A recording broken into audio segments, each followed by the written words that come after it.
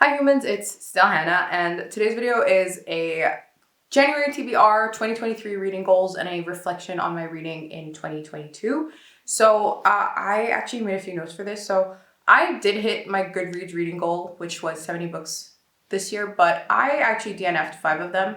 And my plan was to read another 5 to replace them. And although I had the time and I still have, I have 3 days, but I did have the actual time to read them in terms of days, but in my actual time, in terms of how busy I was, I didn't have time.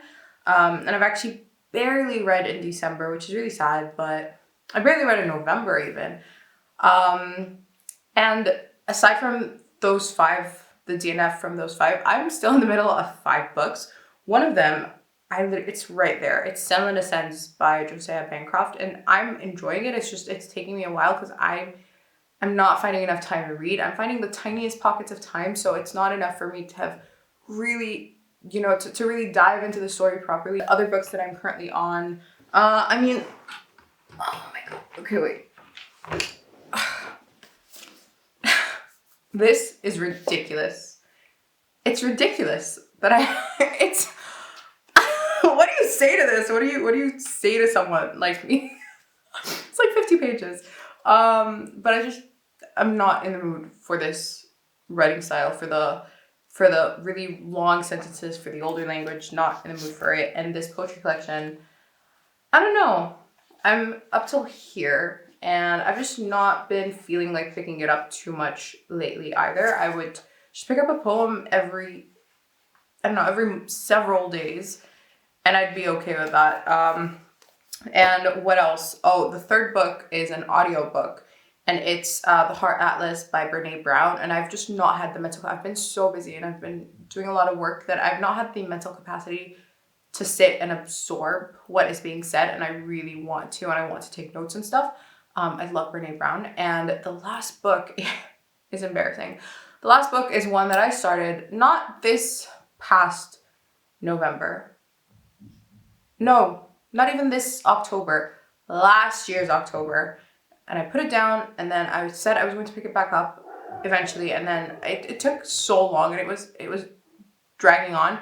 I do intend to try to finish it, but it's the Beautiful Fall by, I want to say the author's name is Alicia Drake. I don't have it physically on me right now. I was going to bring it with me. I was just like, I'm going to finish it this season, and then I was just like, no, you won't. Just leave it. So I'll finish it eventually. It's just, I don't want to take it into 2023, but I suppose I'll have to. And then I forgot to mention that this is The Road Not Taken and Other Poems by Robert Frost. It's the 100th anniversary edition, which is, I suppose, why it's so pretty. Those are the 5 books that I'm still in the middle of reading, which is pathetic. I could easily finish all these books in like a week, if not less, if I could just focus and commit. But I've had other priorities, honestly, than reading, unfortunately, recently, which is, again, very sad, but it is what it is. In terms of series I've actually completed 4 series this year. Let's see if I have any of them. So here's a book from one. It's the Mirror Visitor Quartet. I finished this year. I read this first book last year, but then I read books 2, 3, and 4 this year. I see the Cassidy Blake series, which I've been reading 1 book of every fall for the last 3 years. I read the final installment this year. And then what else was there? I don't think I have my Shades of Magic trilogy on me at all, actually, which I read entirely this year. And I did also finish, let me try to grab book 1. I can't remember if I started book 2, 3, 4, and 5 this year, or if it was just books 3, 4, and 5. I can't remember, but it's The Hitchhiker's Guide to the Galaxy by Douglas Adams. And these are the ones that I finished. And like I said, things have just been hectic, and reading has just not, unfortunately, been a priority. So it's sad to say that I do have quite a few carry-ons from December in my TBR, because they are the books that I'm reading next. I just need to get around to actually reading them.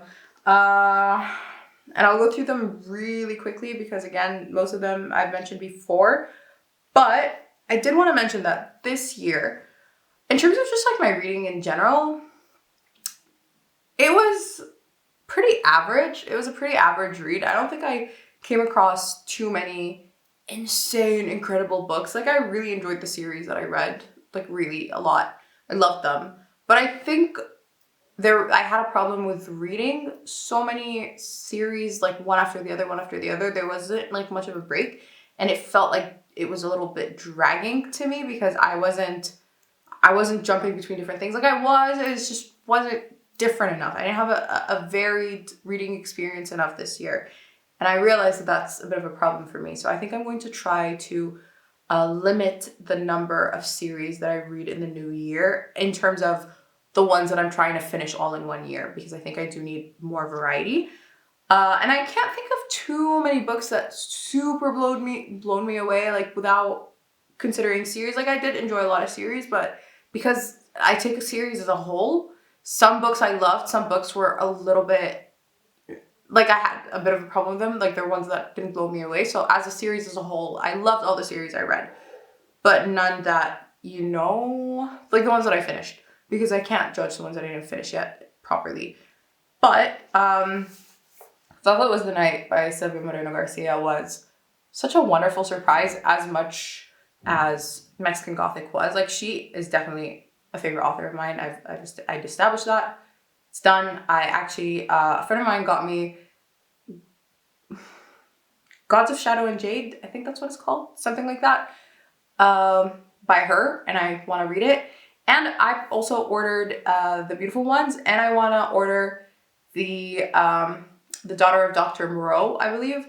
So in the new year, I am reading a lot more Silvia Moreno Garcia books. Like, there are 3 that I already either have or are on the way to me, or I'm about to order. And Velvet Was the Night was, I think, possibly the biggest surprise this year, and the book that I just absolutely loved this year. I tried thinking of what else, or if anything hit harder than this, but I don't think so. Oh, actually, yes, this and a nonfiction. So we're gonna pick a fiction. And then the nonfiction for me was Everything I Know About Love by Dolly Alderton. How did I forget about that? I'll put it here. I loved this book so much. That and this were 2 books that when I was reading them, I could not wait to I couldn't wait to sit down and read them. I couldn't wait, just keep going and just sit and not move for an extended period of time, just trying to consume them. I loved them so much. Both of my reading experiences with both these books were... Okay. There's that. And then, in terms of my goals for 2023, so I actually want to read more contemporaries in 2023. And more memoirs similar to Everything I Know About Love. So, like, something of the same vibe. I want something funny. I want something relatable. I want something that makes me feel a little... I am so sorry for the dogs. I'm sorry. I want to read maybe more of literary fiction. I want to read more poetry. I want to read a lot more nonfiction in terms of nonfiction and educational or like learning text, mainly related to my career paths or my dreams. So I've ordered a bunch of culinary books because I want to. I don't think I have the time or I don't know. I think I'm choosing not to really attend culinary school, but I do want to become a lot more professional with my culinary skills. So I ordered a bunch of books, and I'm taking every masterclass under the sun about culinary and just doing it, right? Because I don't want to pay, honestly, I think that's it. I think I just don't want to pay excessive amounts of money for something that I could probably just learn this way. I love books. I love online classes, and I do them all the time. So I might as well, just do that.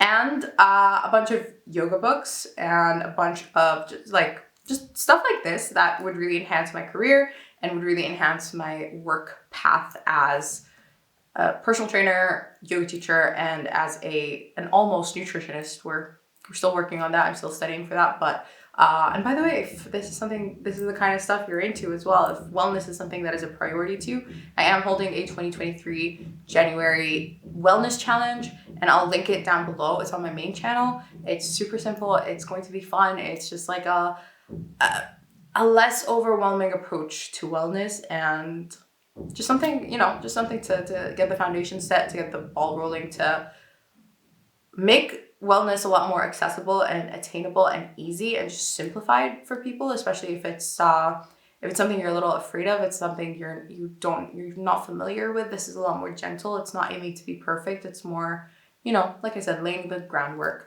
But anyway, other than that, again, I'll have that link down below, and I'll actually link the challenge video at the end as well if you want to check that out. But like the introductory one. What else? I want to try more classics. I've ordered the Master Margarita and I'm really excited for it. And I know that I think I'd like to also try, is it Mr. Jekyll and Dr. Jekyll and Mr. Hyde, I think. Pretty sure those are the correct titles for them. I think I want to try that, and I might order that as well this year. Not sure.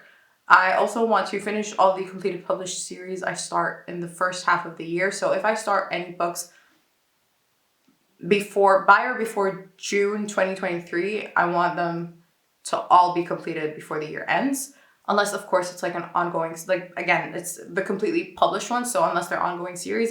Now onto the actual TBR.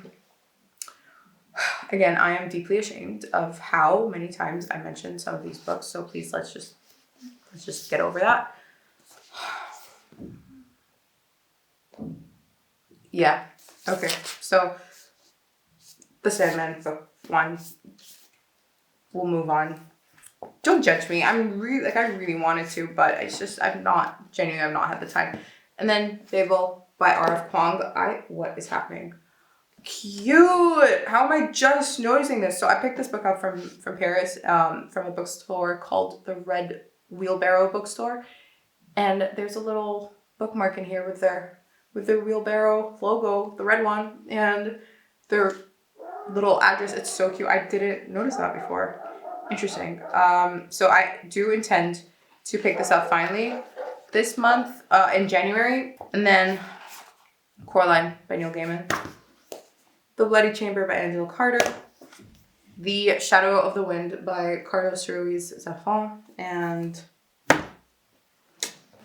if I don't finish these books this month, I will riot. Against myself, but I will riot. So, yeah, those are all the plans for 2023, my reflections of 2022, the reading goals that I have for 2023. Yeah.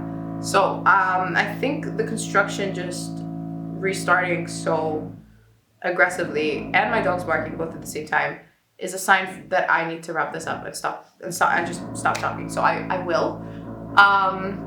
Let me know what your 2023 reading plans are, and let me know what your favorite book from 2022 was, or one that like really surprised you the most, took you by, did stuff to you. And if you enjoyed this video, don't forget to like and subscribe, because that really helps me out a lot. And if you want more content, you can click either video on the screen, and I'll see you in the next one.